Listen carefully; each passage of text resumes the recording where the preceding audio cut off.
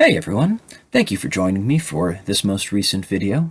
Of course, I'm hoping to keep out a steady production of videos leading up to the release of my collection of poems, The Goats Have Taken Over the Barracks, which is currently available for pre-sale through Finishing Line Press. However, I decided to make this video specifically to coincide with my appearance on the podcast Dark Sky 12, hosted by Mike Jaynes. During our conversation, which you can listen to now through Apple Podcasts, we talk about all sorts of things, from poetry to the pandemic, from teaching to television, including a segment that talked about aliens, the Drake equation, and what's known as the Fermi paradox. Though I've been reading out of my forthcoming collection as a primary source for these videos, the poem in tonight's reading is out of the collection I'm currently compiling and editing. It's entitled Fighting Fermi. This poem combined my impression of the last time I visited my mentor, Art Smith, author of my favorite collection of poems, The Fortunate Era, among others, in the hospital before his passing, and my thoughts on the Fermi paradox. The Fermi paradox asks a simple question. According to the Drake equation, which multiplies numerous probability factors, it is a statistical certainty that extraterrestrial life exists that is capable of communication with us. So, why have they not made contact? Why can't we see any evidence of their technologies and civilization? Such certainty with no evidence. In many ways, I see this as a parallel to faith. With that, I'll go ahead and present the poem. This is Fighting Fermi. Fighting Fermi. 1. If there is hope, it lies on a planet more distant than we can comprehend beyond abstraction until we've actually been there. Until we prove more than grounds washing up against the ninth filter, wriggle through the pores of probability like worms in soil. For all her generosity, our mother may give nothing more than herself, and we've only imagined the jingle of keys. There is no such thing as silence in a place where sound cannot exist, in the eyes of telescopes or the dreams of kindergartners. Fermi's doors lack locks, hinges, or frame. It keeps nothing out nor nothing in, but is unforgiving as steel wool, as it promises to threaten us with futures. That is why we question its shape, hope that it already allowed us egress. 2. What else do you say at the bedside of those about to pass, to keep them from wondering if they will be the first person to die on that set of sheets amid the dance of antiseptics and flickering fluorescence?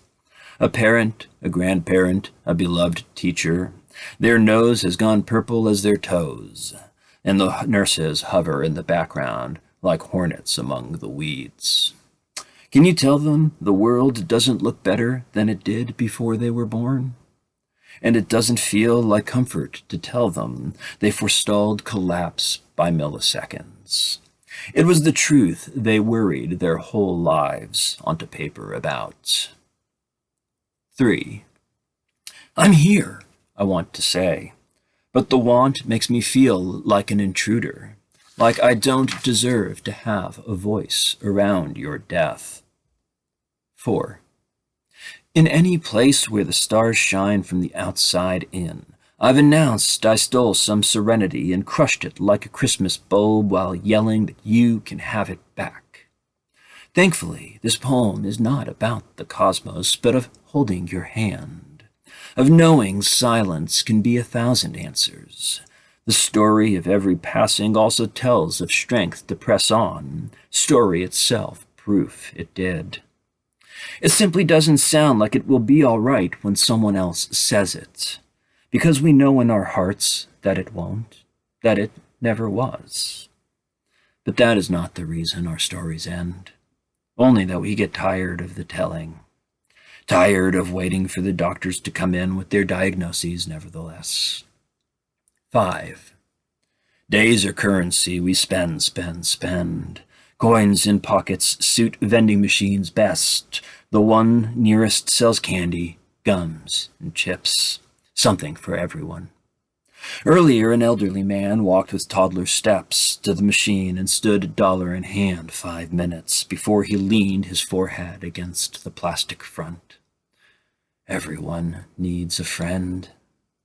Loose threads hung from the pockets of his slacks, his swollen ankles bulging over shoes too tight. The veins over the bone looked angry. 6. Hard not to hunger when you haven't changed socks in days, when your shirt bears all manner of unidentifiable smudges, when you think no one should be allowed to die without knowingly feeling wind on skin for a last time. When human genome maps yield nothing about the heart.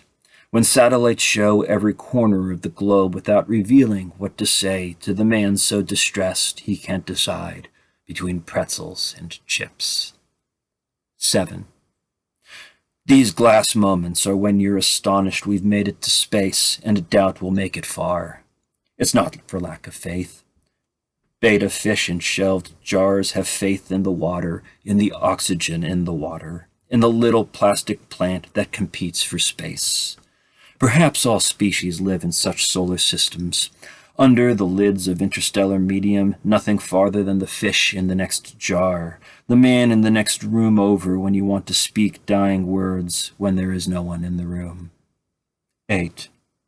In the corner of your own room, mounted up by the ceiling a muted TV, a badly imagined grainy transmission.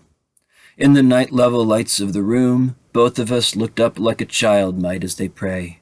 They haven't yet earned the need for humility before God, haven't yet learned the meaning that underlies the words for the things they will one day do wrong.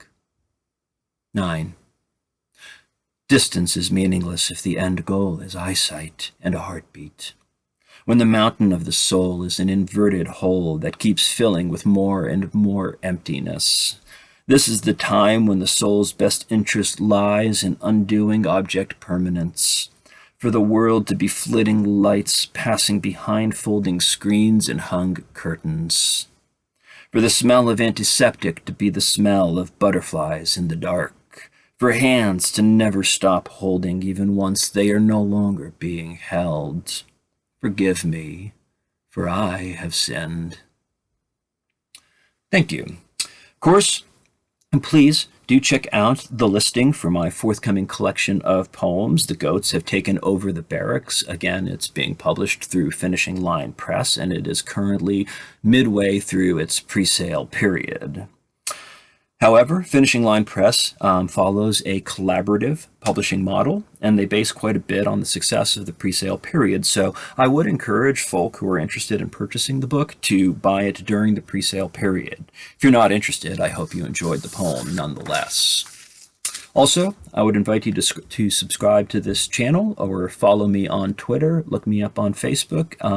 Any of those are great options to keep up with my most recent editions and updates. And finally, be sure to check out the podcast Dark Sky 12 with Dr. Michael Jaynes.